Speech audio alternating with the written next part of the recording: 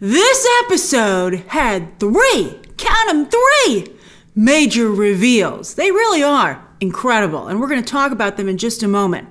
But I want to point out that while otherwise, this episode, at first glance, and maybe even, how many of you are going to watch this again? I actually enjoyed watching it again to get my notes together for this. So I would recommend watching it one more time. But, I think that it serves a very important purpose, besides the 3 reveals, for the structure of the show. And that's to get the 2 Lokis on the same page, right? And trusting each other as much as a Loki can trust, as much as anyone can trust a Loki, especially another Loki. They're both Loki, but with a twist, as I told you. But I have some interesting theories, some new theories percolating. And my TVA theory was proven correct, as was my Lady Loki Enchantress mashup information that I told you. I got that from a source. And also, since this episode was essentially 30 minutes long, and Kevin Feige said this is a 6-hour story, that means it's probably longer than 6 episodes. Hooray! That's a fantastic development. All right, so obviously, the biggest reveal, and what will forever make this an iconic moment in the MCU, is Loki being confirmed as bisexual. And Sylvie! Both. In fact, they both describe themselves as hedonistic, which is, the passionate pursuit of pleasure. And it's absolutely perfect for the Loki character. He's a perfect character to do it with. He's a major character, which is important. And it's just really a huge deal, not just for the MCU, but for Disney as well. I think with Wiccan and likely Hulkling, I heard Hulkling is coming, and Miss America, on the way, right around the corner. Marvel has passed the point of no return, as they should, to go beyond the Joe Russo moment in Endgame, to have some real LGBT representation. I would say that we're finally making Loki bisexual in mainstream canon is on the level of DC finally embracing that Harley Quinn and Poison Ivy are in a relationship. DC has flirted with that, but this year, for instance, in their Pride coverage, in their Pride comic, and their Pride ads in the other issues for the month of June, they include Harley and Ivy, and that's new for DC. By the way, I believe that Harley Quinn is bisexual like Loki, and Poison Ivy is a lesbian. And it's great that we're having conversations like this. It's really important to show examples of this, not only to give representation to the many diverse people within the LGBT community, but it educates people outside of the community as to the different types that are in it. So I think it's fantastic. Loki has never had a boyfriend in the comics, but the comics have made it clear that he's gender fluid, literally. I have a theory on that with this show. Now, on the live stream, when we watched today's episode, one of you asked me, they said, Grace, what do you think the likelihood is that the MCU will give Loki an actual boyfriend? Because I said while I was watching the show today, I was like, next up, you got to give him a boyfriend. Even though he's bisexual, they can't just have it in name only. They can't just have him say it. Show don't tell. I mean, tell is an important step, but next we need to go to show. And while I feel, especially because Disney and Marvel do so much queer baiting. I mean, we just had this conversation with Falcon and Winter Soldier. We've had it with, Bucky and Steve. They do it, Captain Marvel. They do it all the time. And so I think they really owe it to their LGBT fans to give them real representation. So this is extremely exciting. So I think it's fantastic. And I think that he will have a boyfriend. I don't know if he'll have one in this show. He might, because I heard, as I told you before, they're going to meet maybe some other Loki variants, although, time is running out on this show. And so if you meet another Loki variant, you can very quickly be like, oh, and here's his boyfriend or husband. So that would be great. But I think that he'll get one soon. They'll never hear the end of it. The community would be rightfully so upset if they just had him say it and never showed it. Now, remember, I also want to point out, just to illustrate what a big deal this is that Loki is now a character walking around the theme parks, and that is now a bisexual character doing a meet and greet, and that is huge and important, and I suspect that meet and greet is going to become even more popular. I just think, and to have, this kind of representation in a mainstream, all-ages franchise like the MCU, I think that's the representation a lot of you have been looking for. So I'm very happy that you got it. It really is at the level of Harley Quinn and Poison Ivy, who are also major characters. So fantastic! Next step, some heroic characters instead of all the anti-heroes. But you're going to get that with Wiccan and Hulkling and Miss America. So it's coming. You guys have been so patient. I'm glad that that patience is being rewarded. All right, now what were the two other big reveals this episode? The TVA workers are variants. I called it. What did Mobius do? I told you he's from the 90s. And as I said, a reset is an actual reset where they're like, more people for the workforce, which is crazy. And of course, the third reveal is that Sophia Di Martino is confirmed as a female variant of Loki from a different timeline. At first I thought it was, but when I watched the episode a second time, I have a different, and I have another theory. It could go either way, I feel. Either way, though, the TVA is full of crap, as I suspected, and I think is clearly becoming the case. But when she's talking about that soldier, that hunter that she interrogated, she said, I had to go hundreds of years into the past. So this is a Loki from the very far future. I was wondering if she was maybe reset at one point, because she says, I've spent my entire life running from the TVA. And she says that her memories of her mother are just a distant memory. That's interesting, because but it is a different timeline because she says she knew she was adopted right away.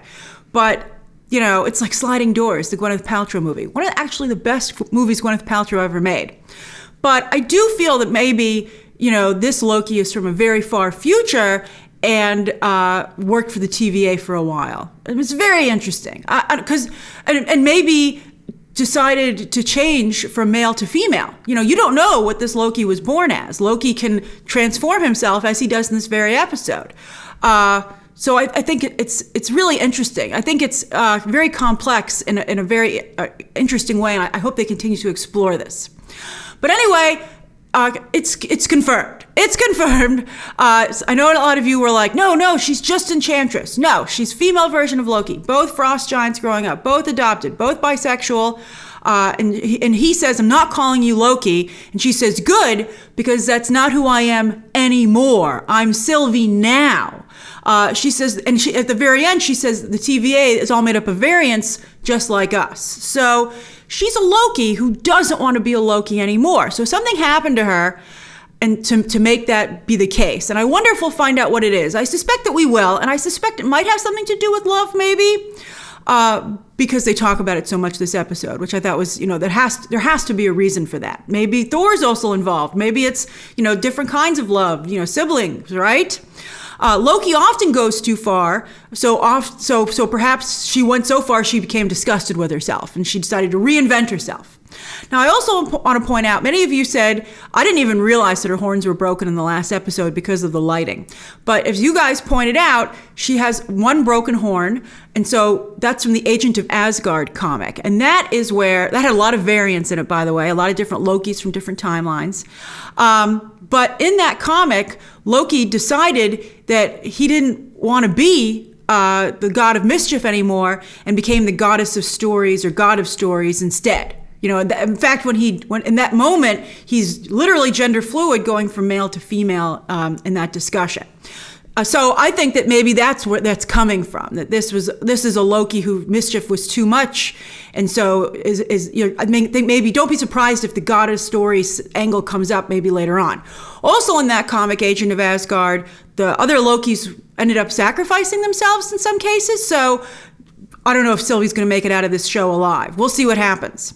So now she wants to be called Sylvie, and the word enchant is used so much, and Sylvie, of course, was the name of one of the versions of Enchantress in the comics, so it's exactly what I told you. It's a mashup of Lady Loki and Enchantress, and that wasn't a theory I had. That's something I heard from a source who knows how Marvel is looking at it. And so that's what they've done. And I think the reason they did this is because I think Marvel I think with good reason, doesn't want to call female characters the lady male character name. They are doing She-Hulk though, right? But I guess her name is Jennifer. But I think that, rightfully non-comic book readers would make a big stink about it and be like, what the heck is this? So we'll see what they come up for Jane Foster's Thor, right? Because, a lot of fans are calling her Lady Thor. Although in the Thor comics, she was just called Thor because she was the one wielding Mjolnir, and Thor, the one that fans know, became known as the Odinson. So maybe they'll do that in the movie. I think toxic fans would unfortunately have a field day with that, but they shouldn't, because it makes sense. Whoever is wielding Mjolnir, although is that true? Because Thor is the god of thunder, not the god of Mjolnir. So we'll see what they decide to do. All right, let's break down this episode where I gotta say I really missed Mobius. Wow, I missed Mobius. Owen Wilson, you were missed. I thought Sophia Di Martino was a little better here, but she really brought down the energy of the show. I mean, it was a little bit of a shift, and I think that it's someone on the writing as well, but I think that if they had a more dynamic actress, we wouldn't have felt that way to this degree. And I think she's not a great Lady Loki, and she's not a great Enchantress. I mean, she's fine. She's fine. But I think you can't deny that she's not on the level of Tom Hiddleston or Owen Wilson. And I wish they'd gotten an actress who could compete with them. Wunmi Musaku is the level. I think she can compete. I don't even think Gugu Mbatha Raw is doing as good a job as they are. It's hard. They're both really good. So, but I think an actress would have been out there. Kristen Ritter could have done it, but I guess, I heard that, she and Daredevil's definitely coming back, and I think, Kristen Ritter is another one that Kevin Feige liked. All right, let's break it down. All right, so this episode is called Lamentis, which is not only the name of the planet that they find themselves on for most of the episode, darn it, but it's, of course, lament. Comes from the word lament, which is a passionate expression of grief or sorrow, which is very interesting. It was a discussion of love. Sylvie's certainly very upset about something. She has a lot of sorrow and grief. And the planet, of course, is doomed. So it's a literal expression of grief and sorrow. So the planet is well named, if not maybe a little too on the nose. Speaking of on the nose, the opening credits song, which was excellent. I got it on my Apple Music subscription. I liked it so much. But it's Hayley Kiyoko, as many of you pointed out. But the name of the song is Demons, which I think is for the two Lokis, which are actually referred to as devils within the episode. It's from 2019. It's not a 90s song. So we kind of missed the 90s references all of a sudden, which is a little bit weird, unless the TVA is in the 90s or, that division is, as I theorized last week. But they also did like an Indiana Jones and the Last Crusade reference, because they did a Scream reference was from the 90s, but Indiana Jones and the Last Crusade is 1989. So close, but no cigar. All right, so we start off where she's interrogating this agent in a tropical place. They got their tropical margarita drinks there, and they have this interaction which I think was not very good interrogation, where Sylvie's like, oh, brain freeze. I'm like, maybe they did that for the Frost Giant reference, but I don't know why you would interrogate a friend this way. Just get her to complain about work, being like, oh, how's work? Isn't it like, don't you wish you had more colleagues or less colleagues? I just think there's a better way to go around it. But something's clearly wrong, because it goes from day to night. And this hunter is like, this is weird. What's going on here? And it's like, well, not a particularly good illusion. And so we see that she's doing a mind trick, mind control. Very, very Wanda, I must say. But then, of course, so we flash back, and that's when they came up so early on the security cameras, right when they arrived, even from the parking lot. That's so embarrassing. So they come to so they go through that door, and last week we wondered, where are we going to end up? And we're right back where we started at the TVA. So she comes out in the locker room, and I like that she put her hair up. I do like when female characters put their hair up to fight in an action sequence. It's one of my favorite moments in Birds of Prey. It's just so realistic. So she comes in, tries to use her magic because she doesn't... my theory was that she maybe worked at one point for the TVA, but then she would know her magic doesn't work. So, But anyway, she tries to use her magic to control, but it doesn't work. And she's like, oh my gosh, what's going on? So... she just has to take him out the old-fashioned way. And I do think that Sophia Di Martino, or her stunt double, did an excellent job with this sequence. I love this wall thing in particular. She's a little Black Widow. She's dressed a little bit like Black Widow. She has some of the similar moves. But I think that if you have female fighters going up against male fighters, because there's a disparity in strength, they have to use these tricks to level the playing field. So I think that's something to be taken into account as well. And she's vicious, boy. She's deleting these people left and right. She's pruning them. You get a prune. You get a prune. Everybody gets a prune. Now, Loki, he wants some knives. As soon as he came through, I was like, go get your knives, Loki. Brilliant thing that they planted from the last episode, that he would know where some weapons were. And his favorite weapons, his trademark weapons. So I thought that was really well done. And then we cut to him with the knives, and they use a couple of these shots here. We've seen all these shots from the trailers. And I hope that they didn't just put them in there to make us feel that there was more action in this show than there is. I'm like, wait a minute, is all the action just this very brief sequence? We thought you were alluding to a longer sequence. But anyway, it's again, Loki versus Loki, and he tries to negotiate, and she doesn't want to negotiate. And I will say, I don't know what happened to this Loki, but she lost a lot of her Lokiness. Doesn't want to negotiate, doesn't use words as weapons. It's very different. And sure enough, he even asks, are you sure you're a Loki? Because we're not so sure at that point. The show does such a good job putting that question in our minds that I think even when the show does confirm that she is a Loki, there will be some of you that insist that she's still not. All right, so they're fighting, and Loki still feels that there's a chance he can meet the Timekeepers because he still believes the lie that is the TVA. So Renslayer shows up, and Sylvie's like, I'll kill him. And Renslayer's like, go ahead. Do my job for me. She's evil, as we also suspected. So, because that's not a nice thing to do. So Loki grabs the TemPad. I had to turn on closed captioning to figure out what they were saying. I was like, is it a time pack, a 10 pack, a time pad? I was like, okay, it's a TemPad. All right, I mean, that could have been explained a little bit better. So he grabs it off of her utility belt, and he opens up a door underneath them. That must have been by accident. I was like, how do you know how to use that so well that you can open up the doors in different places? So they just escape pruning, and they go into an unknown location at that point. And we see that they're low on battery. I love that Miss Minutes is like, you're low on battery. Miss Minutes. So they fight, and I love that Loki has his magic. It's great to see Loki using his bag of tricks, although at the end, we'll talk about it. He does some very impressive stuff during this episode. I'm like, Loki, cut loose. I love it. Loose Loki. So he's able to come in behind her, and I'm surprised that she's surprised by this, because they establish that they know different magic. Isn't that interesting? That based on the timeline, it is really like sliding doors. You just learn different magic for some reason. It's like, there's not like a magic curriculum in Asgard, apparently. So he takes the TemPad and hides it, apparently just in his pocket, because it gets smashed later on. And so they have to work together. And they're like, where are we? And we're on Lamentis 1 in 2077. Wow! The 2000s, this century, it's a real mess, because you'll recall that the Roxxon hurricane was like in 2050 or 2051, right? So it's like, whoo, and we got to the moon pretty fast, or this planet. So they we have to work together. And we're like, okay, it's like, in a movie when they handcuff, the Defiant Ones or 48 Hours. You guys gotta work together. So these Lokis, they have no choice. So they yell at each other a lot, like they tend to do in these situations. Yuck, yuck, yuck. So they get into this, they're both running into this. They get into, I don't know how this is going to protect them. Like this corrugated metal is going to totally protect us from an asteroid. So she tries to enchant him, and I love that he's like, my mind's too smart for you.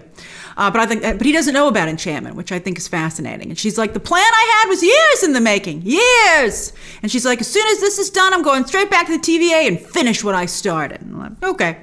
So they get a plan, and they're like, let's go and find a way to juice this thing up, this TemPad. And we get some cool VFX shots of where they are. I wonder how this was filmed, if it was totally on a soundstage, or if they filmed it somewhere and then they put the sounds, sometimes it's partially CGI.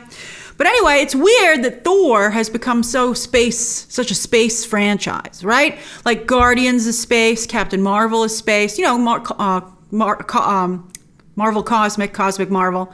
But I think, Thor, I like Thor when he's with the Nine Realms. If you read the Thor comics, he explores the Nine Realms instead. I know that went so poorly in Thor: The Dark World, but I don't think we should abandon it just because they didn't do a good job there. That's fine. I'm fine with Thor doing a space theme most of the time, but the Nine Realms are really cool. Like the War of the Realms was such a great comic crossover. All right, so anyway, they're having a discussion. And this is where they talk about that she doesn't want to be called Loki. She's like, I'm Sylvie now. I'm not, this isn't what I would do. And she's like, I'm not you. And I'm like, well, you guys are, they kind of are. But I wonder what made her, I do wonder what made her not him. Look how, is that like VFX? Is that like, in that shot, it looks like he's not standing on that actual ground, interestingly enough. So we get a little town, a little mining town that looks a lot like we're in The Mandalorian. And they're like, there's a lot of little detours, right? They're like, oh, can we get this to work to juice us up? And then she's like, yes, hand me the 10-pack. And he's like, nice try. And she's like, well, this wouldn't work. So then they go to this person, and I guess I don't know what the point of this scene is. Well, kind of. I guess it sets up the conversation on the train. But he's like, remember, brute force is no substitute for diplomacy and guile, trademark Loki. But why doesn't this other Loki, why doesn't Sylvie feel that way? And they interact with this woman who ain't buying it. And I think it is pretty underhanded that he pretends to be her husband. Although I don't know why I'm like, as soon as she didn't believe him, I was like, clearly her husband wasn't that nice. So, but I like seeing him use his magic. I love it. But as you can see, full transformation physically. So I think that's important that Loki he could hold a different form, like a female form, for a very long time. So I think it'll be interesting, hopefully, to see them play with that. So he gets blasted right out of his projection, his magic. And she says, "You're no travelers, you're devils." Oh, I think that helmet, kind of didn't help their case. That Sylvie still has her horns on. So she's like, if you want to get onto the ark, you got to get on the train. And she gives them directions. This is very Snowpiercer, as many of you pointed out while we were doing the watch along. Who rips off Bong Joon-ho? I mean, that's like really like, whoa. I mean, I guess Loki would do it, but I wouldn't do that. I think that's really uncool. I think that because, the writers, from a lot of them are from Rick and Morty. I don't know. I think they have to be careful about being a little bit too derivative. I think that sometimes it's distracting. I don't know how you feel about it, but that's my opinion on it. So he's like, okay, we're going to do it my way. More magic. And he turns into one of the guards. What kind of police force, by the way, wears sweaters as their uniform? I think that's absolutely hilarious. But they do. They got big blue sweaters on. And that's the guy, by the way. He doesn't even like him here. That's the guy who turns him in on the train. He's a tattletale. So they go up, and it turns out they have to work together. So he's good to get them on the go with the disguise, but she still has to use her enchantment. Again, she's going to become the Enchantress. She has to use her enchantment, but she starts out as a Lady Loki, becomes Enchantress, because they don't want to call her Lady Loki, to get on board. So then they get in their little Snowpiercer bar, and they start out at odds, but they become friends real fast. And I think it's so cute that Loki, of course, would get along so well with himself. Isn't that great? He's like, oh, wow, I finally made a friend. Me! I think that's adorable for both of them. So the love conversation, he has this thing they talk about his mother, and he accepts that his mother is now dead, which I thought was interesting. I'm like, you don't think maybe you could try and change it? I mean, so much for loving your mom. It's like, I love my mom, but the timeline says that it didn't work out for her. So even though I have access to all this stuff and you just blew up the timeline, oh well. All right, so he's like, but she taught me how to do fireworks. So we'll always have fireworks, Freya. So anyway, the love conversation comes up because he says, it's crazy that woman at the trailer decided to die, chose death. And Sylvie says, well, I think she loved her husband. I think he was dead, right? Like he wasn't around. So I don't think she chose to die for her husband, by the way. I think that woman was like, I know I'm not getting a ticket on the train, so I'm just going to, I'm not going to go beg for one. I'm going to, at least die with my dignity. So I don't think it had anything to do with love. I think they're projecting.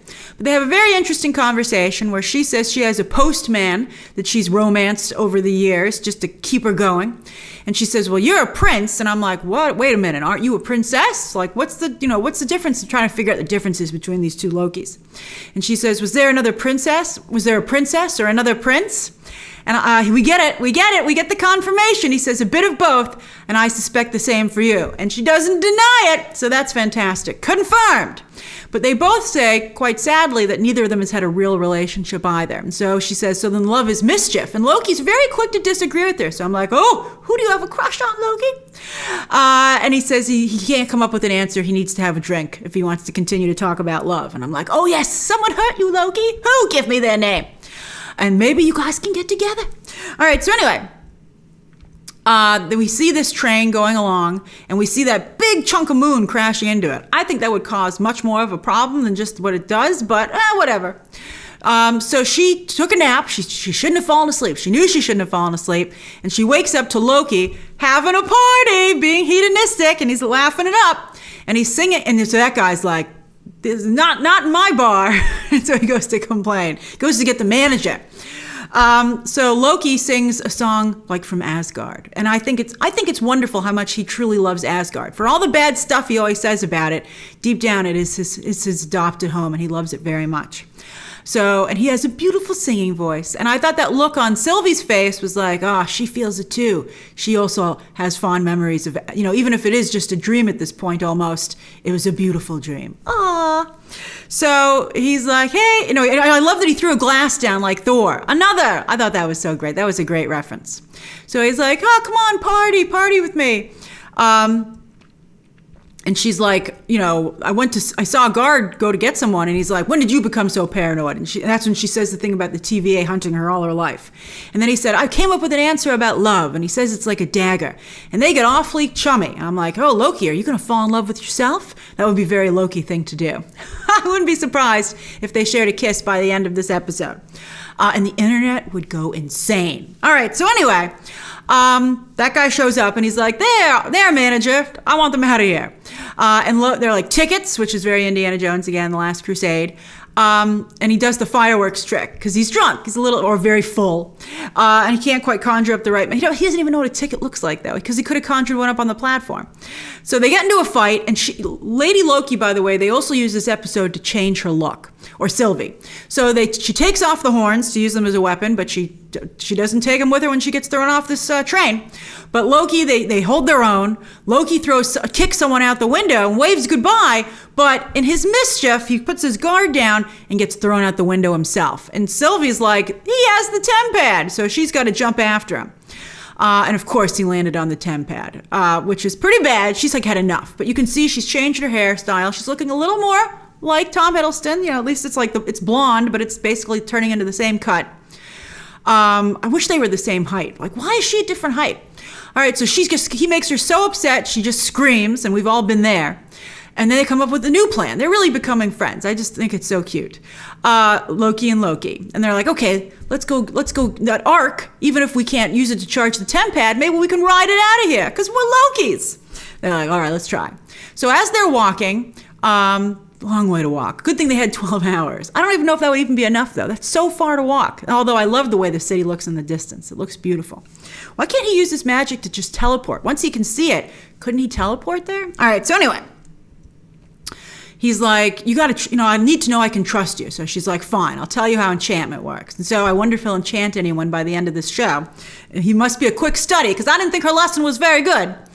But then she says, like with that hunter, I had to go hundreds of years into the past to find that bar from her life when she was on Earth. And Loki's like, what? Record scratch? What are you talking about? And we're like, we knew, Loki. Come on, Loki. You were even questioning it. And then it's confirmed, as I had guessed, that everyone who works at the TVA is a variant. And Mobius is from the 90s. Fantastic. Which means Casey is also from the 90s. As I said, I think that whole division might be maybe from the 90s. Very, very interesting. I can't wait to learn more about that.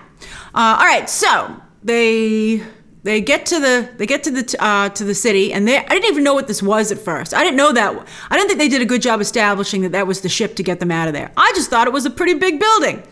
A pretty big building, not a pretty big building.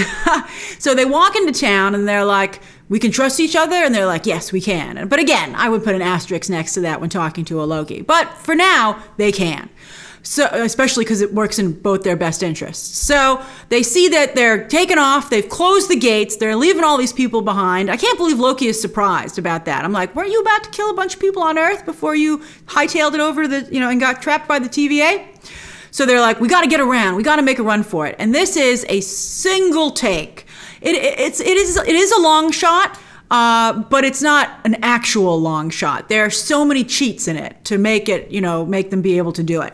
Here's one, for instance, where they pan up to this moon. So that is a digital moment. So it's totally, you can hide a cut in there. When people do a long shot, it can either be a true long shot, or you have to look for cuts, like where are they able to cut to a different, stop filming and cut back into it.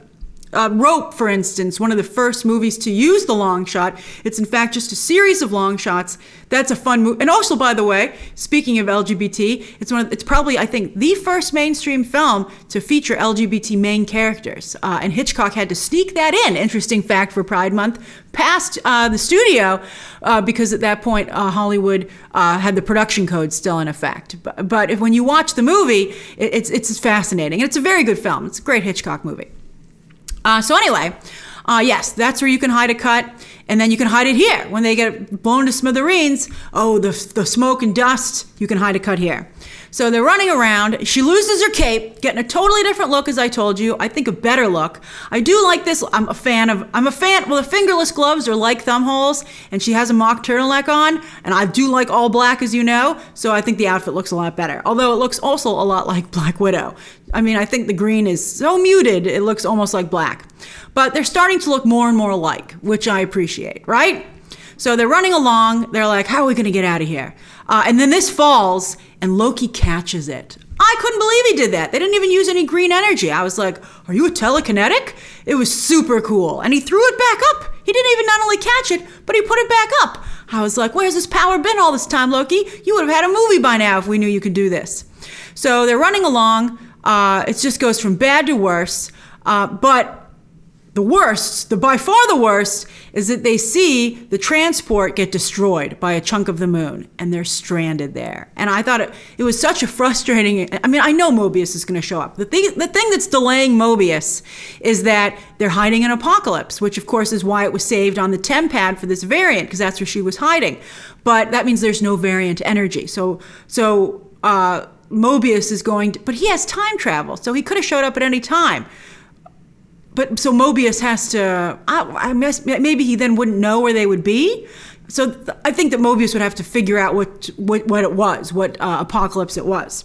But anyway, Loki just can't believe it. But I like the distinction between the two of them, that Sylvie's like, typical for me, what a bunch of garbage, and just walks off, while Loki is left standing there being like, is this, suddenly apocalypses aren't so fun, Loki, when you don't have a ticket out of there.